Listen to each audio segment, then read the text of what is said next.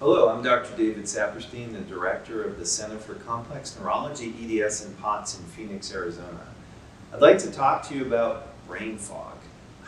It's such an odd term, but we found that it sort of works. So it's hard to describe, and the people who experience it, brain fog pretty much sums it up. It's just having fuzziness. Your brain's just not working like it should, and like fog, it can come in and then it can clear off, so it can be very intermittent.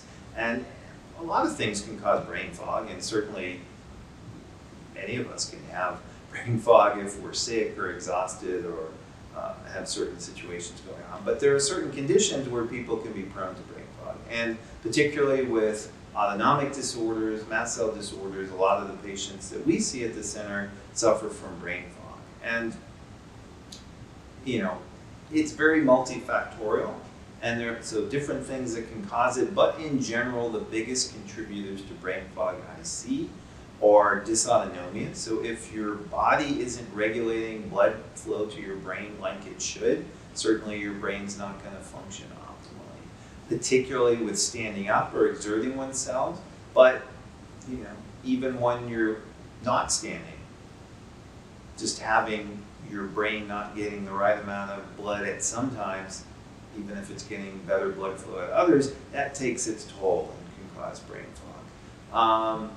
Not getting enough sleep will cause brain fog. So if somebody's in pain and not getting restful sleep, or if there's anything going on at night that keeps the body from being in the most deep and restorative phases of sleep, that's certainly not going to help.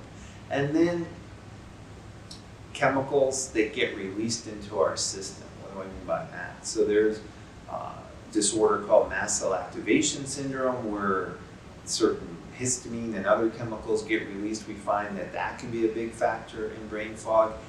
Those mast cells doing inappropriate activation or releasing of chemicals can be triggered by things. They can be triggered by foods that you eat. There's something called leaky gut, which can be a common theme in a lot of these diseases or others, where normal things that we eat that should just go out in our poop get absorbed into our bloodstream because, as I said, the gut is leaky. It's not as effective as it normally should be at keeping out certain components and absorbing just the nutrients. And so these other larger proteins that are parts of food that are innocuous in and of themselves, but they get into the bloodstream, and the bloodstream recognizes it as foreign, and there can be an immune response, and the immune system releases chemicals, and that could be brain fog. So any given person with brain fog can have it for different reasons, or there can be different reasons, and different ones could be the leading problem one day or the other. So identifying all of the things as best as we can that are going on, and then figuring out how to manage those problems the best that we can, are going to be the best long-term solutions.